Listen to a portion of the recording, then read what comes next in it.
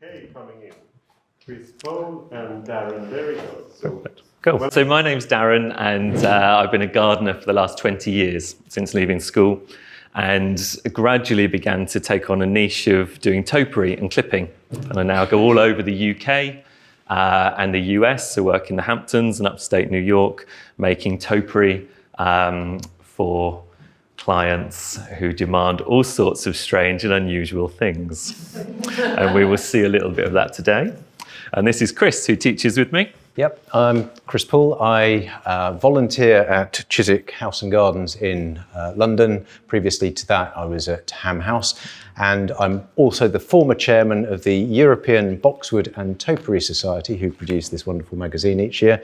And our aim is to promote and encourage and enhance knowledge about boxwood and topiary. Yeah. So anything boxwood topiary related, we're trying to get people enthused and so on. So Darren and I go out regularly doing training courses, trying to teach people the basics and... Which is what you're going to learn today. You're going to go away today with technique nailed, absolutely nailed on. If anything, you're going to be some of the best topiary artists in Scandinavia by the end of today. All right, we set the bar high, so that's what we're trying to do. And to be honest, it's going to be quite an intense day. We're going to throw a lot at you, but if you've got questions through, do ask, and we'll send out some emails with things through Joachim later on as well.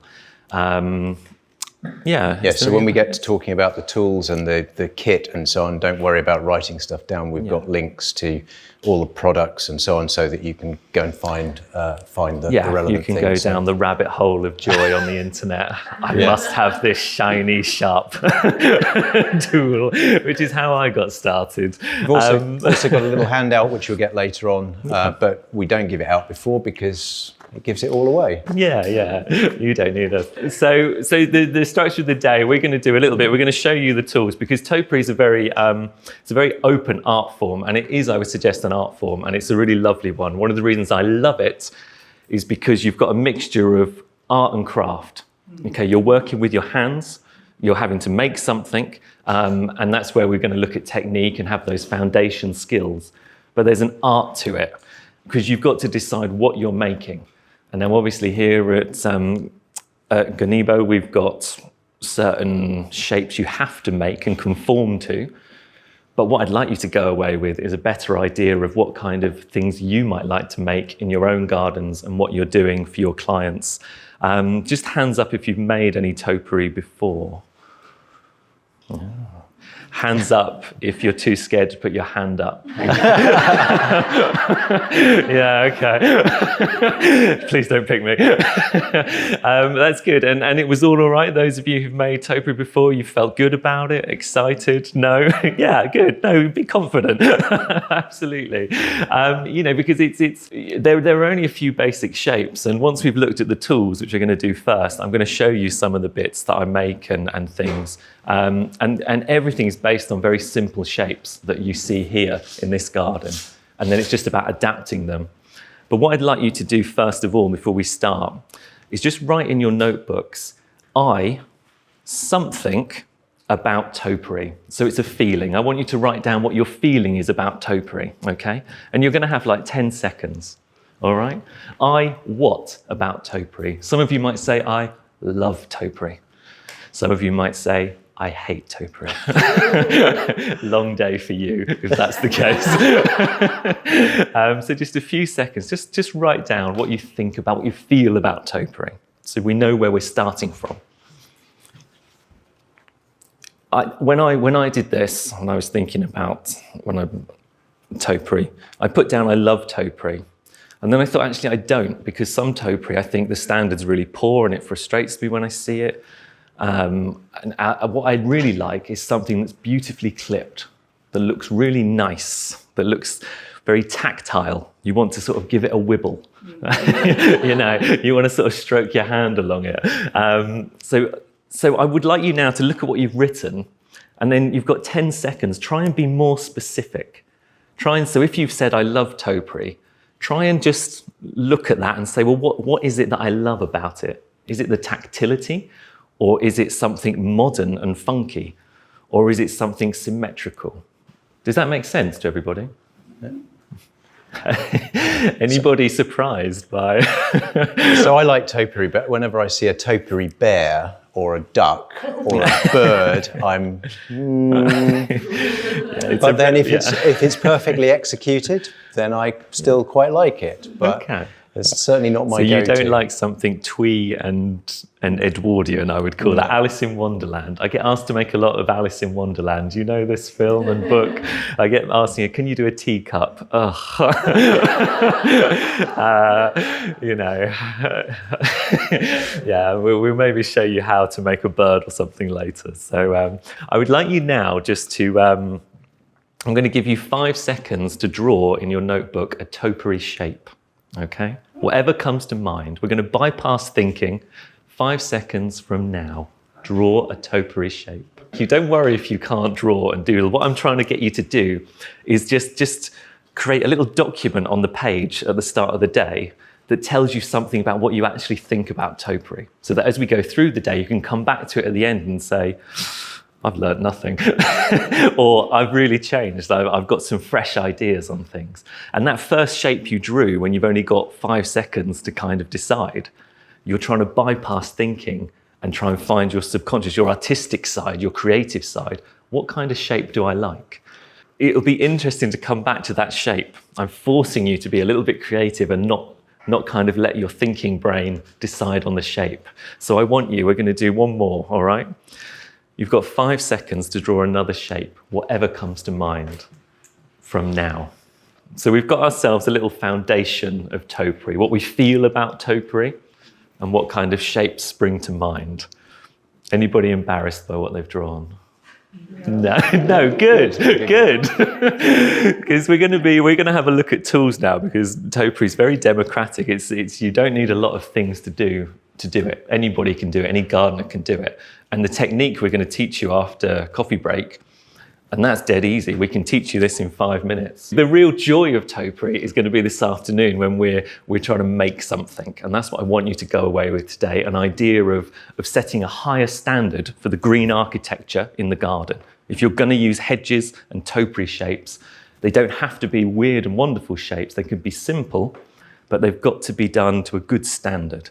That's what I want to drive, because it just changes the garden completely. You can change the way people feel in a garden completely, and you create, and it's always artistic. And each of you will have something very different. Chris and I will clip things. We'll look at something and see a very different shape in it, and we're going to show you a couple of examples as well. But it's an open art form. Technique and tools are easy to come by.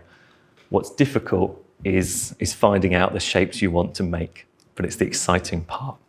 Does that make sense as an introduction? And you may be in a historic setting where you haven't got the creativity, but that doesn't mean you can't have the creativity going on in your head, and when you get home you can create something different. Or in a client's garden you can go away from what you have to do historically with all those craft skills to doing something where you can let your creativity flare out a bit. Or maybe you'll go and recreate exactly what you've got at work as well, because that's what you like. A lot about you. But exactly, if that's what you like, then there's absolutely nothing wrong with cones and balls. Absolutely. We're never worried.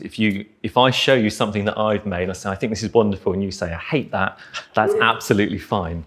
Because you need to explore that avenue of hatred or go against it, contrast it completely, because that's exciting. That's exciting, all right? You don't need that many tools. Obviously, you need your topiary shears. These are from a company called ARS.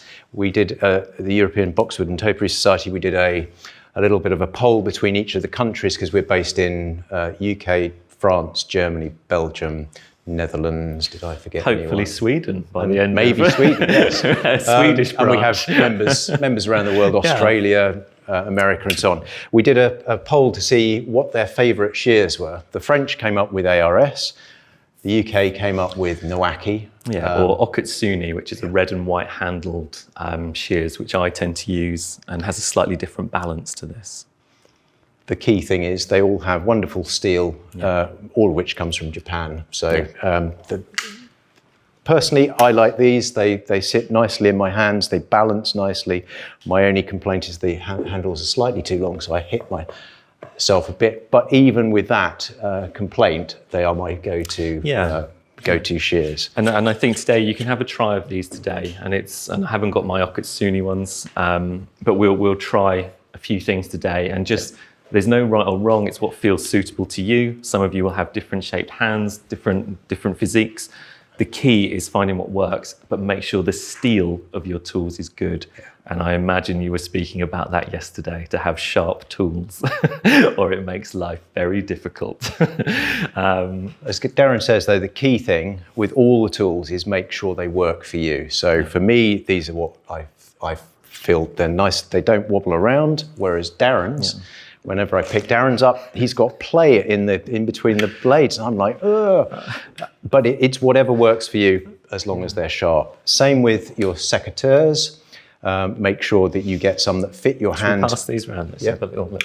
I'm going to pass these round to you. If I see anybody trying to give someone else a haircut, there will be trouble. All right, you're out. But just have a little feel of those and pass them down, and we'll head your way. All right. When you get secateurs, make sure you get the right size. So I started with these smaller ones, and I thought these were the ones that fitted in my hand perfectly. But after about 6 months of using these, I went to the larger ones, and I found the larger ones, even though originally they didn't feel right in my hands, they were much, much better. So try different tools. I like these. I'm not a salesman for ARS, but they are ARS as we'd well. like to say we don't have commission. We should. I like these ones because they're single hand operation. You just squeeze them and they open up, and then to close them like that. So when you're up a ladder or whatever, it's dead easy. There's no little flicky bits to suddenly you're trying to cut and they've decided to close themselves. So for me, these are great. By the way, this is what my secateurs look like all day, every day. See? So by the end of today, I will be expecting you to keep yours looking like this. Interestingly, Darren didn't bring his with him today, because usually he gets a bit of a telling off from me. So we will talk about cleanliness because it's incredibly important, just between each plant that you're going to clean your tools. Now, I do clean my tools between each plant, but you should clean your tools before you get to the weekend. That's very important. Don't do what I do what I say on that one. All right, keep them clean. And one way around that is to make it part of, for me anyway, works for me, is to make it part of the ritual of doing the thing. And cleaning is as important, to me, almost cleaning is as important as the topiary work as well. It's all part and parcel of it. So secateur, so you've got your shears, secateurs. The other thing you'll probably want is some detailed clippers. These ones are Nowaki. Want to pass those around that way if you want to have a play with those. These are the same things as the coming round that way.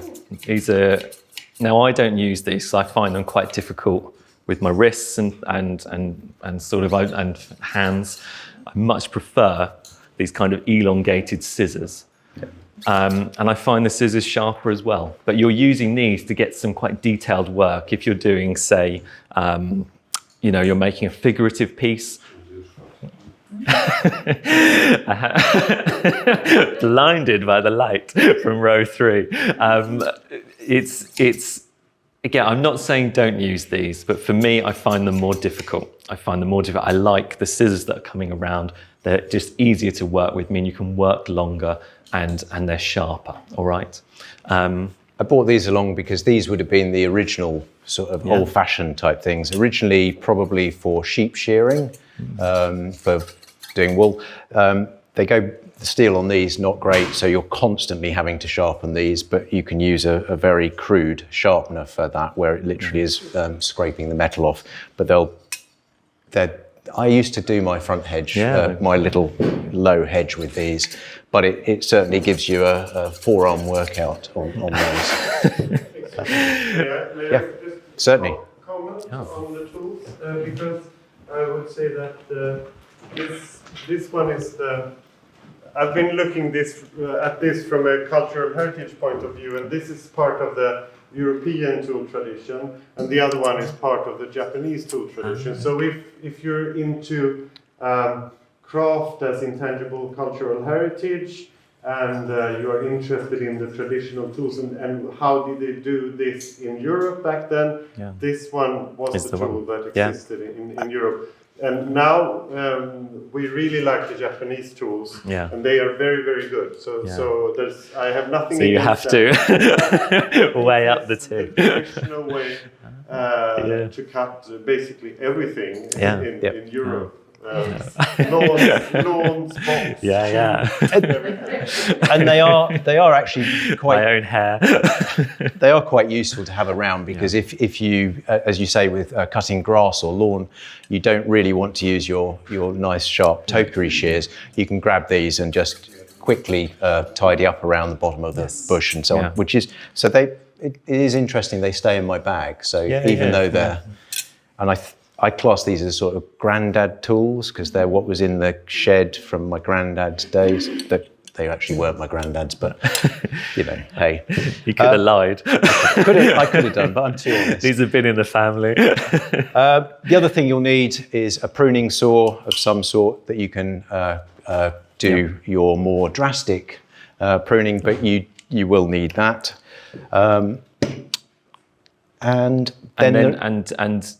use string if you're trying to make a shape and pull something in. So someone's asked you to make a teacup and your Edwardian topiary, and you need a nice arm. Use string to pull it into shape. Don't use wire.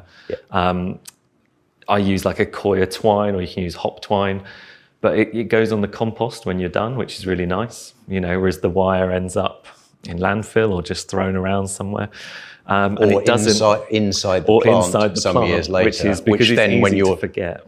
Which then when you're shearing, you end up cutting through and you'll damage your tools. True. So there is no wire in my bag of kit. That's pretty much it from the kit that you're going to use to actually create the topiaries. But one of the things that I will just bang on throughout the whole day at you is sharp, clean.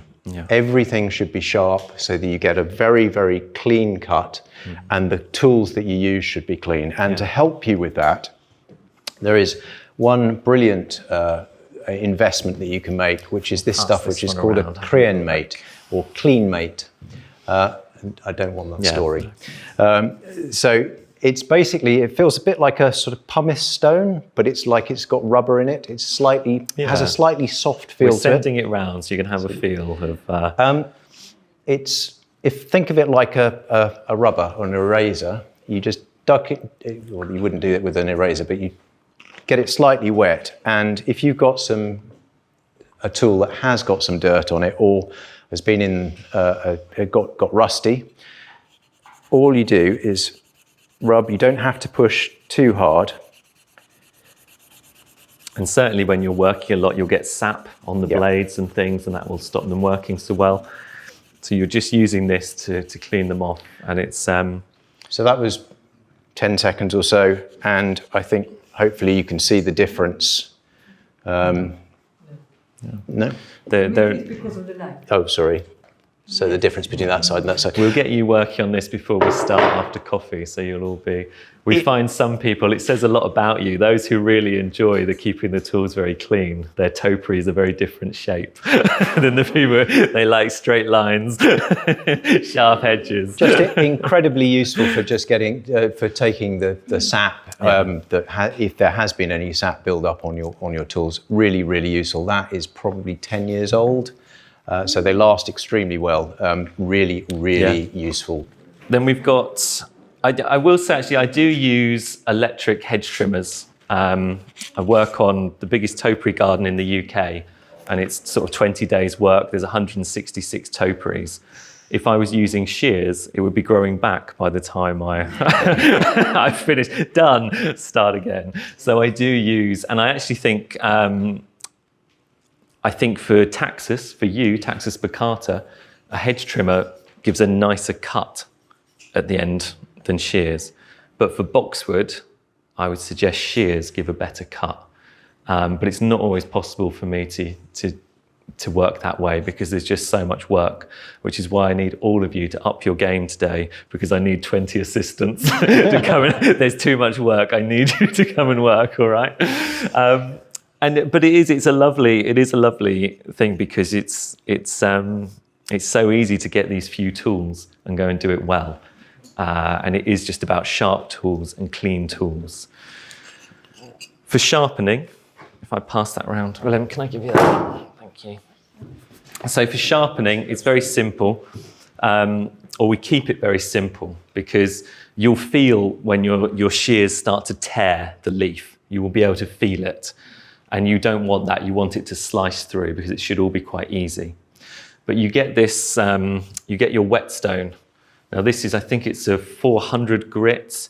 Again, we'll send you that you get a different kind of roughness to them. But this one, it's not the softest and it's not the most rough. It's somewhere in the middle.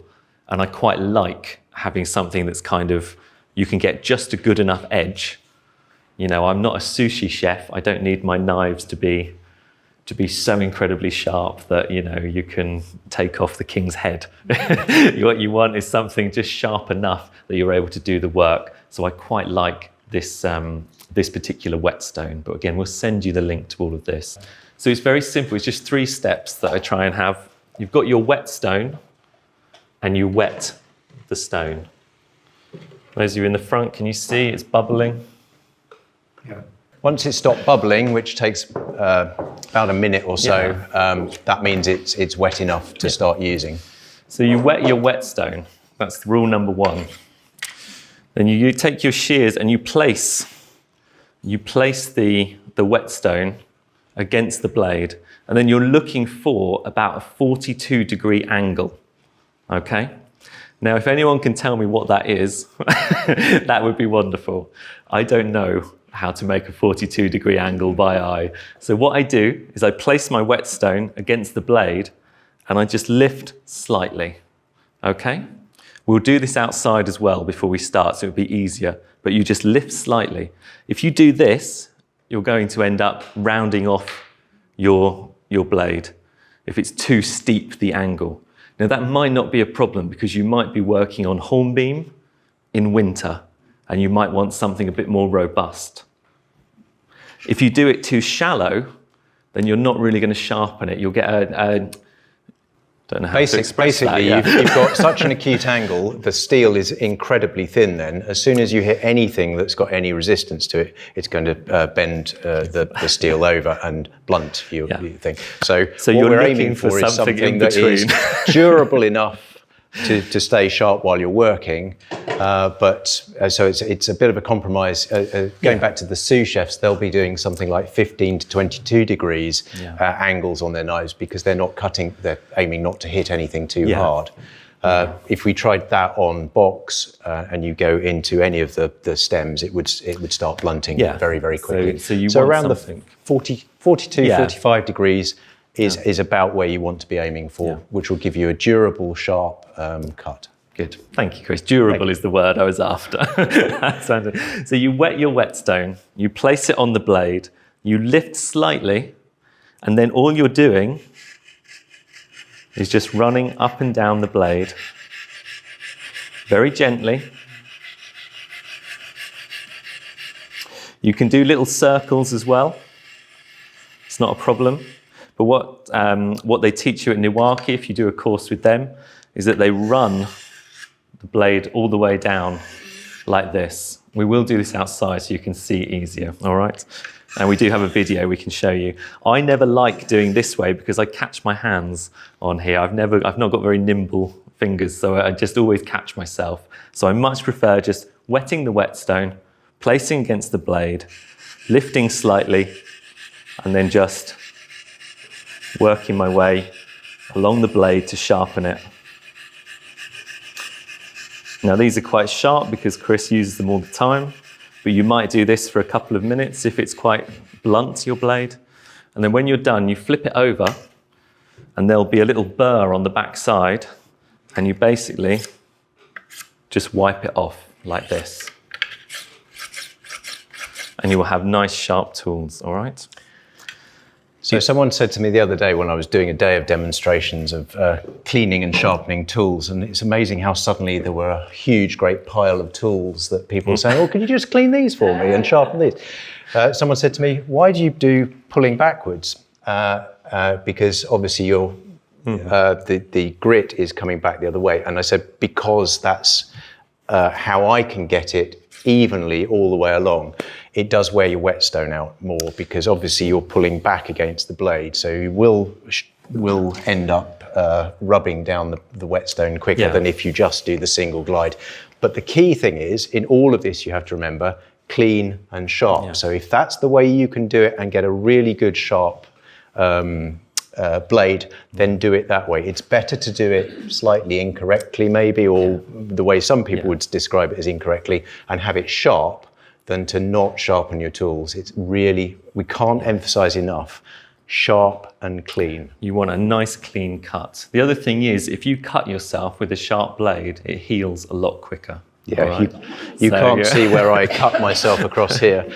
So I once put my those scissors into my hand, through my hand, because a client was talking to me, and instead of concentrating, I was talking back to her and caught my hand, and it just went through the hand. And when I pulled it out, the noise it made, but it was so clean, the cut, it healed in a few days. It was great. She never noticed either. And I was like, I went, "Excuse me, can I use your bathroom?" And then went and fainted. You know? So you want them to be sharp and you want them to be good. So very simple, wet your whetstone, place against the blade, lift slightly and just rub gently, all right? And then flip it over and wipe the backside. Remember that bit. So that's pretty much everything we've got. We've got... and it's the same for if you're doing your secateurs as well. Same sort of action, place on, lift, then... And these whetstones have a little bevel, so you can get into the edges of your secateurs. But then if you're using the very bottom of your secateurs, what are you cutting? You know, what are you doing? Yeah. I think that's everything. Oil. Sorry. You can, if you haven't got your whetstone to hand, I also have a diamond sharpener. They are more coarse. I tend to only use them on my secateurs just to sharpen them up. They tend to come with a soft and a coarse and a smooth side, which is, unfortunately the labels come off, but I think there's around the 300 grit on the smoother side. It absolutely, if you look at the steel afterwards, it absolutely isn't giving you as good a finish. But if that's all you've got on your secateurs, then again, having them sharp is more important than necessarily, running off and wasting time trying to find your whetstone, a bucket, and so on. Yeah. If you've got this in your pocket, then that's great. Yeah, if you're up a ladder and you need to get the job done, you need to get the job done. So pull out the diamond sharpener and just get it sharp, all right? And then... So the only other thing, the clean part, I use some product called Citrox, which you buy as a concentrate and water down. It's basically a citrus-based cleaning disinfectant. This is just water because I didn't want to bring it through customs.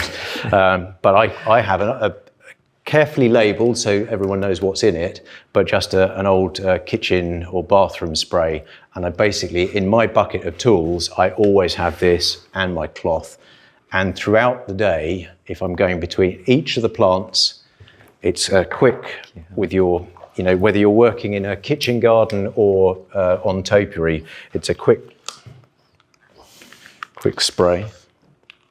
I only filled it up this morning.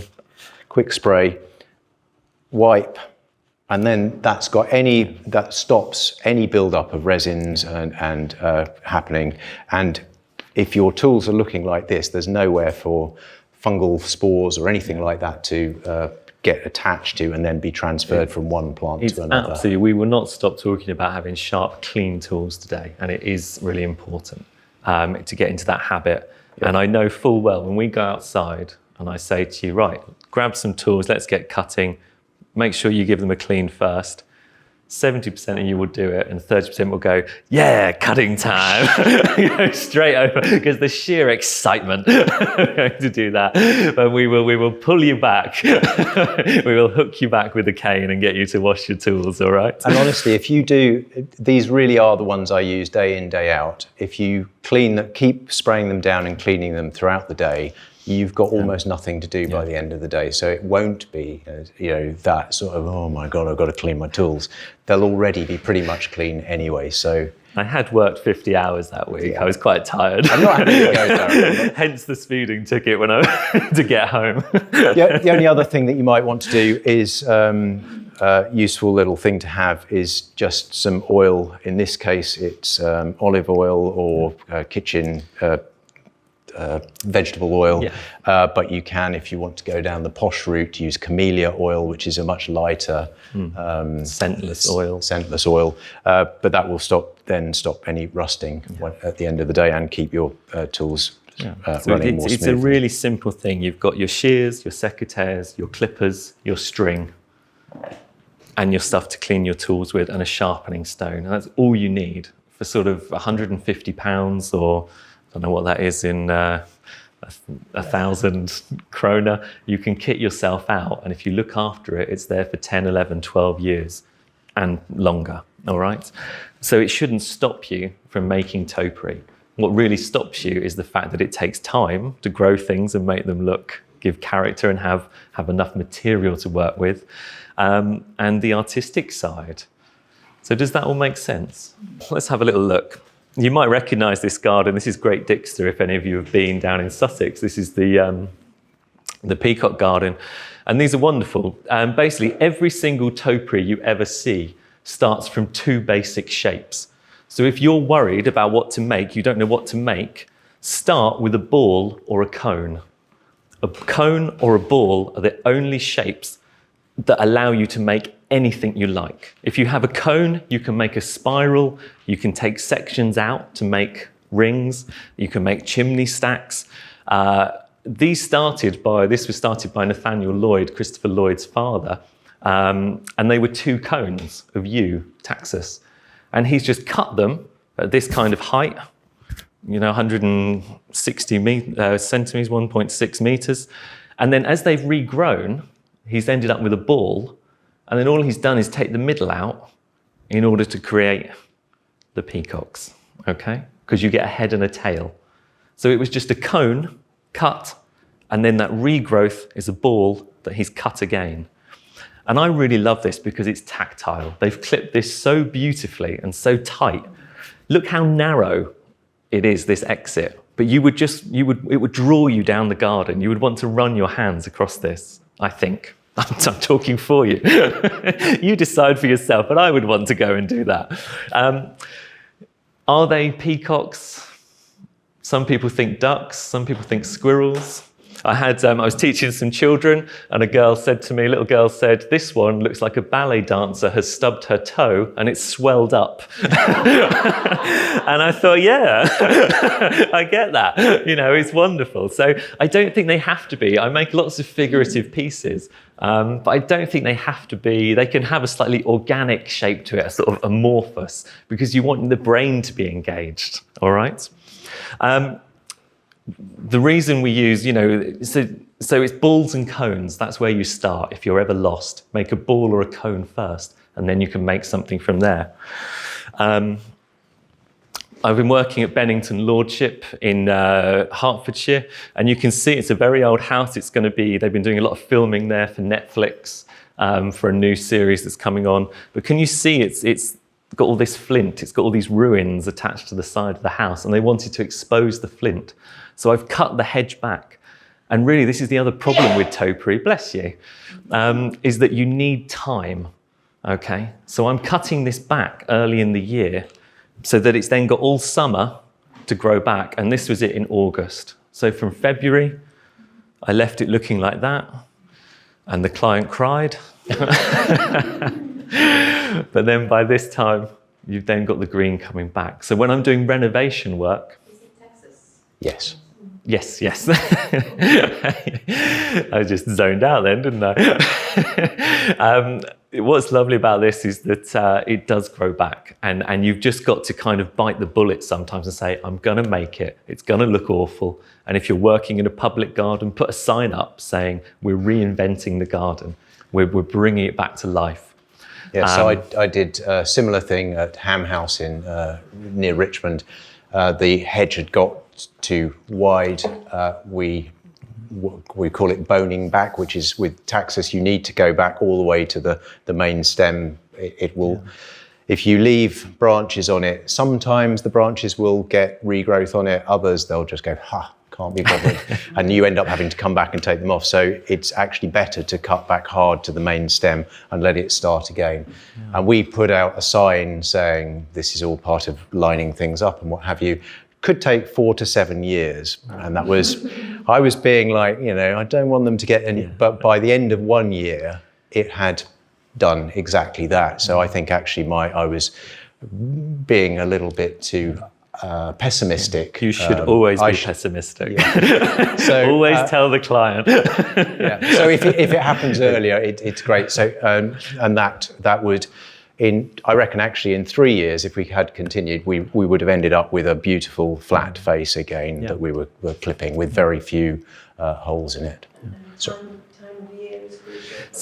for me, and I'm going to show you another minute, when you're renovating like this, going back to the brown, I would say early in the season. So for me in the UK, it's after Valentine's Day in February. For Sweden, Norway, the Netherlands, maybe something a little bit different. But I do it then because if you do it in October, it doesn't matter. You can do it in October, but the client then has to look at this all winter. And I promise you that by December, they will phone you and say, you've killed my hedge. Because there's their own issues with their own life and they take it out on you from a hard-won experience. So now I do it in February because then I can say, look, sap is rising, it's coming on, all right? I was just wondering, when you said that you cut very close to the main stem, would you cut it just by the main stem or leave a little bit? Literally, So like a centimeter. Yeah, so that you could, if you've got a branch that's reasonably thick, you want to cut it just far enough out so that it will heal itself over time. Yeah. Have you got are you going to create chaos in your garden soon? No, actually I didn't have to with the taxes, but with the buxus I might have to. Excellent, good. It is taxus is quite fickle in that sometimes you will leave some branches in you think there's a little bit of green on the end of it, I'll leave that and it should then green up along the length of it. It doesn't, so you end up having to cut it off. Whereas if you cut it off to start with, you'd have ended up with, in a year, you'll get sort of that sort of length growth. Yeah. So it's usually better just to go all the way back to the branch, to the stem, unless you've got a branch that's already quite green in the first place. Yeah. But it comes back to getting to know your plant as well. You get to, and we'll talk about that today, investigating the leaf. The next shape, so you don't need to be wacky and crazy, but this is just a ball. And then for 2 years, you leave the top, you don't cut it, and it looks really stupid. And people come past and say, you've missed a bit. And you go, oh, so English, that humour. But it's just a ball, and then it becomes an onion, and I think it's a lovely shape. I think it's a really simple shape, and you can waymark. I like using topiary as a marker for entrances and exits because it gives you a solidity that's there. And I think there's something, if you clip it well, it's really perfect. And the other thing is when you're using evergreens, and also some deciduous like hornbeam and hawthorn and even birch I've started to use as topiaries because you get that lovely trunk and then you get the yellow leaf in the autumn. And then birch has this lovely, it's like somebody dropping caramel, those sort of branches. It's got something really lovely about it in the winter. But it's used to being predated by cattle, so it will grow back. So you can use it for topiary, and I've started experimenting with it. So far, not one client has wanted any, but we have some ready to go. The minute I convince people to use birch, we'll be ready to go. So, but simple shapes clipped well, and start from a ball or a cone and you can do something well. But it's that quality of cutting. Go over it again to make it look good. So this is, you will be able to see some of this actually in a video. I'll tell you when we're not recording the video. You can see it when it was this high back in the 1970s. It was in a music video. It's a difficult shape. It's a Sanskrit symbol, and but it's very beautiful and it's clipped well. That's all it is. And it's I haven't used lines. We're going to look at using string later to get the line right. But the ground isn't actually flat. So if you put a line up and follow the line, you're going to end up with a wonky hedge. You have to really just step back and develop your own internal plumb line. And that's one of the most difficult things, to trust that you can get something straight and that it looks good. Okay, but we'll discuss that when we start going. But as long as something's clipped well, I think it makes a big difference. So go over it again. Don't just clip over once. Have another look and make sure it's really smart. And that's one of the things Darren was saying earlier about using electric kit. I absolutely would never use petrol. It's the smell, the noise, the whole. So electric kit, you might do that. You would go over with the electric kit to take off the weight, but then you go back and tidy everything up using the hand shears. Yeah, I use my electric hedge trimmer to do this. And I go back over with the electric hedge trimmer because you can imagine it takes a little while. And also noise and things. But I do then use the shears just to get the edges. So I'll run along. It's backbreaking, it really is. But it's worth it, you know.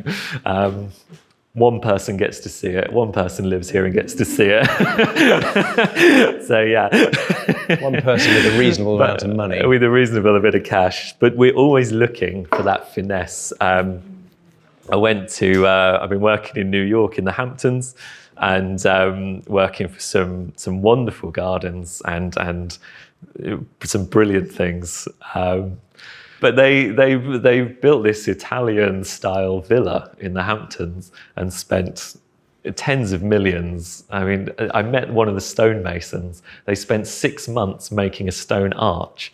And I was there the day the stonemason, she had to smash it to make it look as if it was a ruin, and they were then going to put what was left up to make it feel like it was from BC. You know, it's just amazing. If you've got this kind of craft and you're getting funded for 6 months, it's wonderful. It's really wonderful because you can learn so much, and even though it feels such a waste.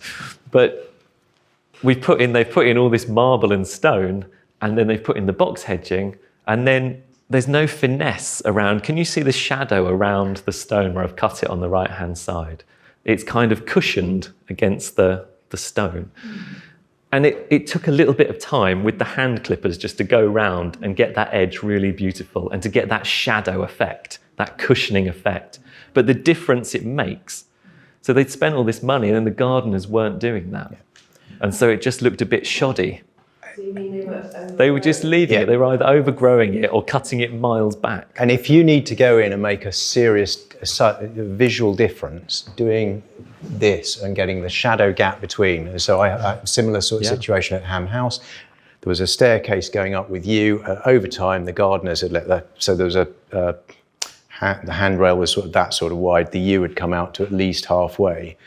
And it just looked messy and untidy. Because it's not one thing and it's not the other. It just looks, there's no detail, no finesse to it. So by cutting at an angle that followed the angle of the lifting up and cutting at an angle that followed the stone handrail and then back and leaving sort of a 50 to 75 millimeter gap, the stone looked amazing and the hedge looked amazing and it looked to be there on purpose and not just overgrown.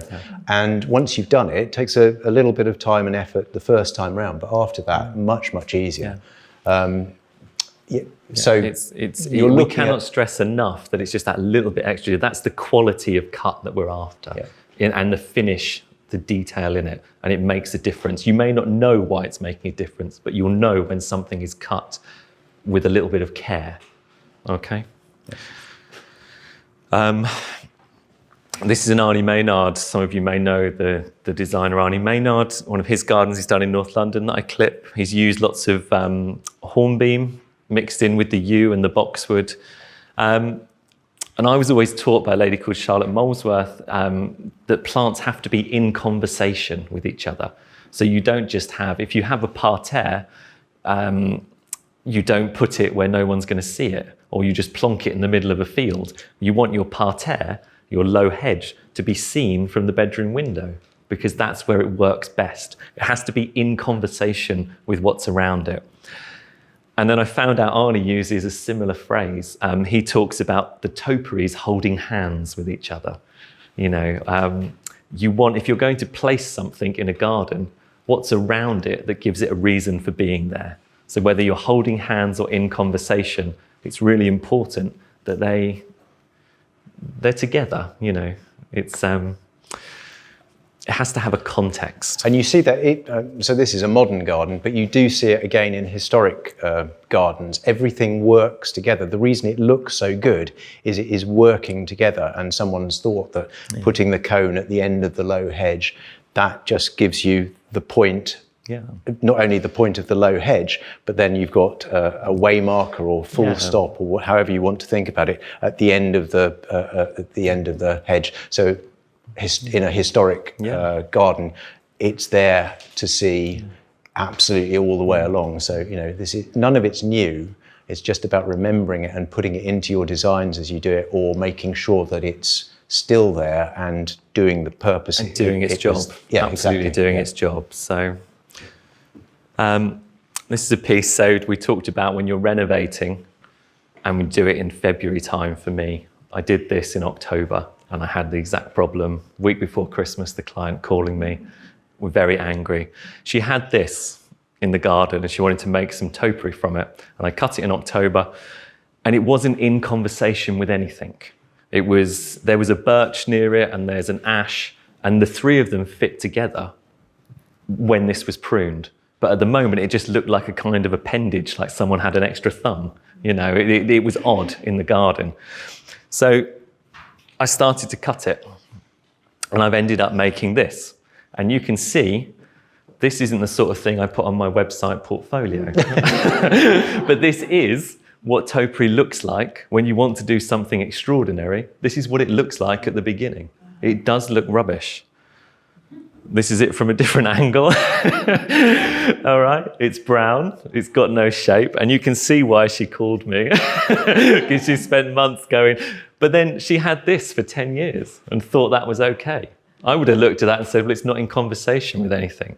So yes, it's going to look rubbish at the moment, but in 5 years' time, you're going to have something completely unique to your garden, and actually quite abstract and modern, and it sits beautifully within the canopy of the ash and with the birch around it.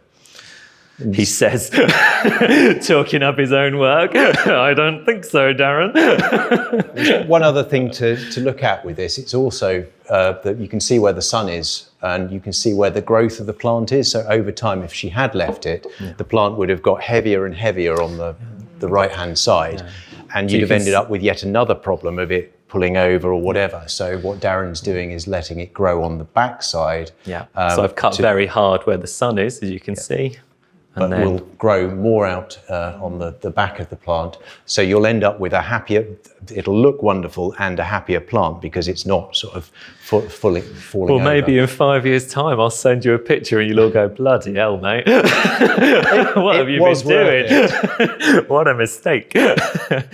I'm confident it's going to look good. I think it's going to be the nicest piece. But the other thing that you've done there is, you can see it's a sort of spiraling upwards. He's used, if you just go back to the first image with uncut, if you look at that, you can see, even before it's cut, you can see the spirals that are suggesting Can themselves. you see the spirals suggesting themselves? Yeah.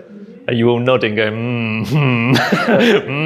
No, careful not, but this one coming up here, and there's another bit coming up there, and a sort of a suggestion of one down there.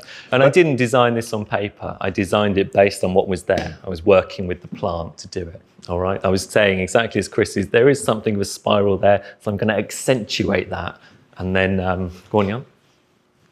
Just wonder if you have kind of a measurement idea when you cut back and you know it's going to grow and you need, because you have to visualize how The measurement was that I didn't want to get a cherry picker in to go that high. So the measurement was my ladder gets to there, to that. And then to bring it in, I was looking at just trying to bring it in scale. So the height dictated the width. Are you also what would saying look about? in scale? But yeah, so on the brown.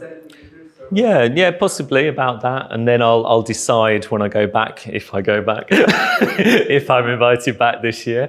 I might leave some of it to bulge out a little more. It will be however I feel on the day, very much. As far as I think you're saying is about we were talking earlier with you about cutting all the way back to the stem. Some of this won't grow. No. So you will end up, but some of it will. So you will have to go in with your secateurs and take out the ones that aren't showing the regrowth. But on a tree that size, you will get enough regrowth to fill in those. There was no leaf on the inside. So what that's going to do is let all the light inside, and you'll suddenly get some regrowth from the main trunk. And then I can take all of that out and then use what's in there, so you get this lovely sort of lozenge or scalloped effect. So it will change completely as we go. And I now, because I've opened it up and let light in, there might be more leaf inside, so I might cut it harder again and upset the client even more. It's not an old lady. No, she's... They did say when I was in the US, they were like... I said, it might take, 10 years. And they're like, well, I don't want to wait that long. I'm going to be dead. And I was like, well, you've got to do something for someone else for once. Pay your taxes and put some trees in the landscape.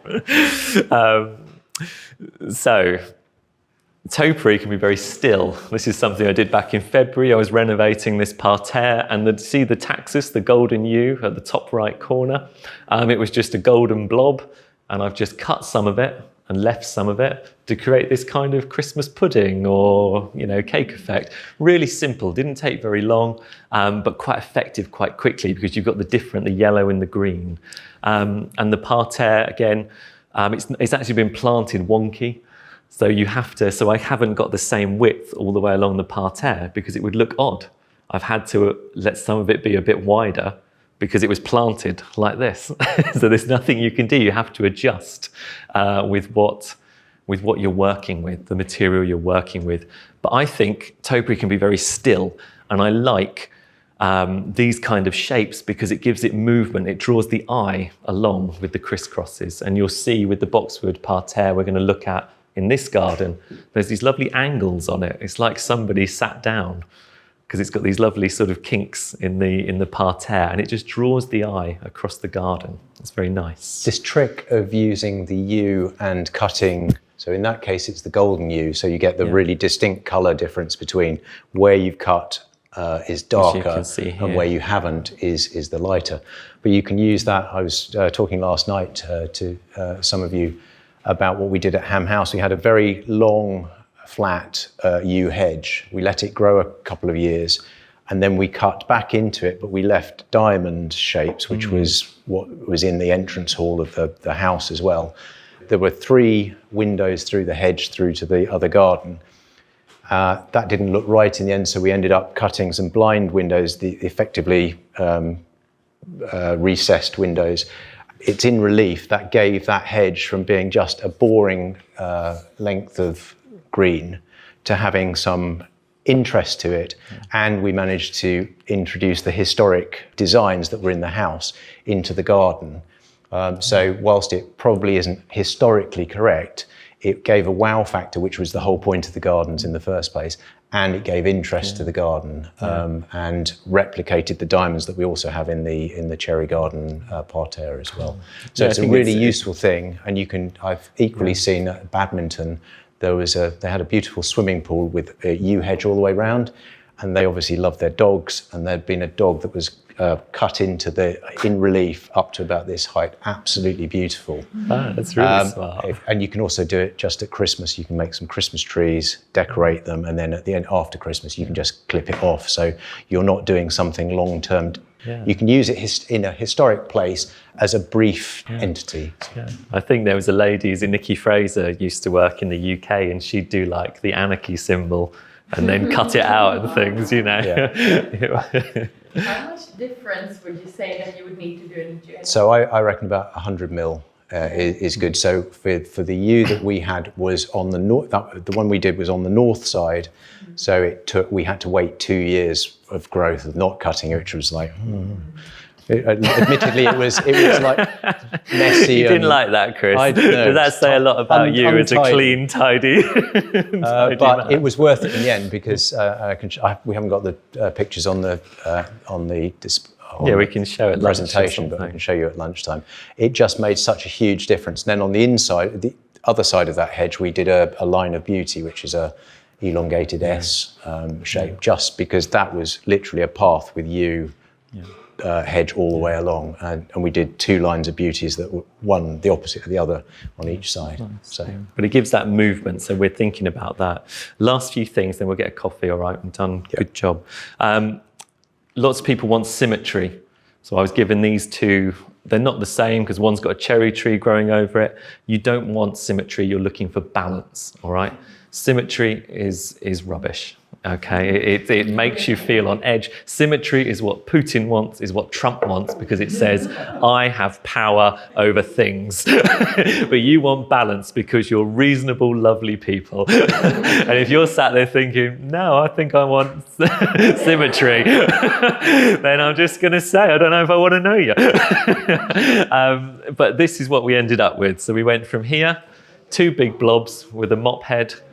I'm not sure I like the gap between the mop head and the body of the piece, but next year I might allow it to grow up. And so it becomes a sort of neck. We could have a sort of chimney neck there. But I don't know. I don't know how I'm going to feel. I don't know what we're going to find, how it reacts. But you can see again, they're more like brother and sister than symmetrical, but they don't look odd. You're not, or maybe you do think they look odd. Ugh, who is this guy? If you do think it looks odd and you don't agree with me, it's absolutely legitimate, and you've got to go back to your gardens and try and find that avenue, go down that way of what you think is good. But for me, I prefer this kind of balance rather than symmetry. Again, Chris is talking about relief work. And you can see here, just got a very kind of, just a straight yew hedge. And then we've got, originally when I took this job on, it looked more like soldiers. It was quite claustrophobic.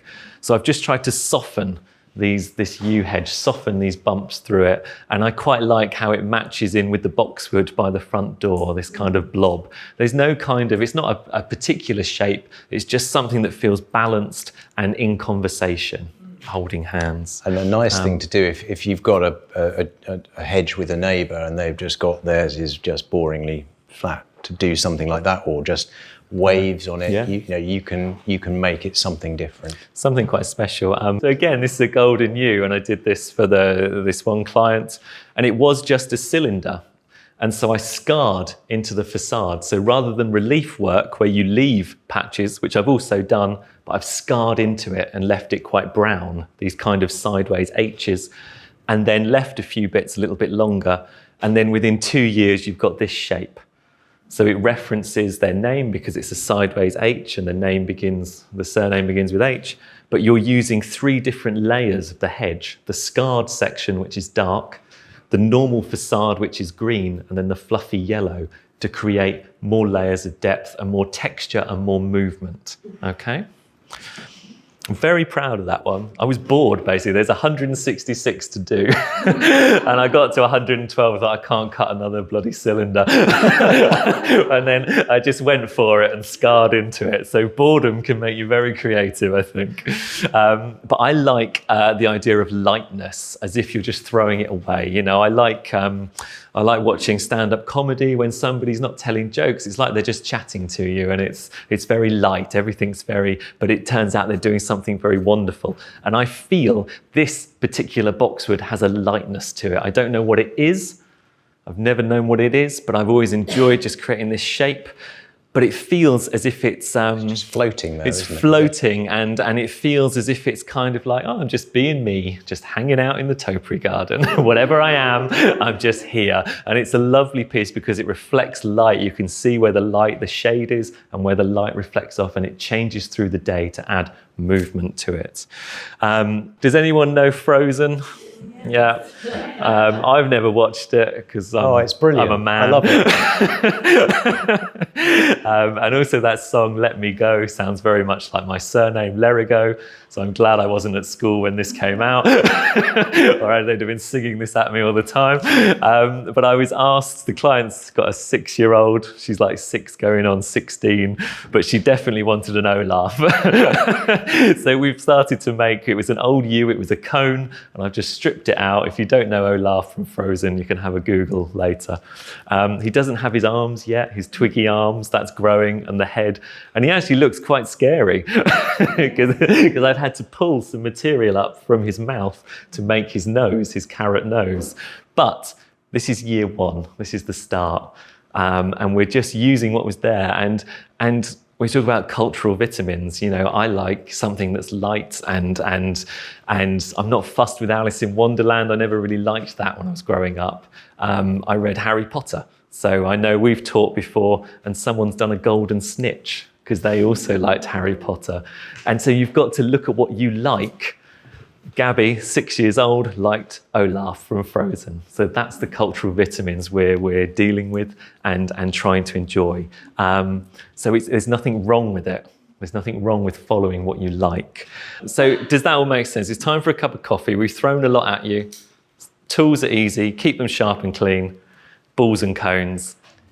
And after the coffee, we're ready to go. All right? Thank you very much for listening. Good. Thank you.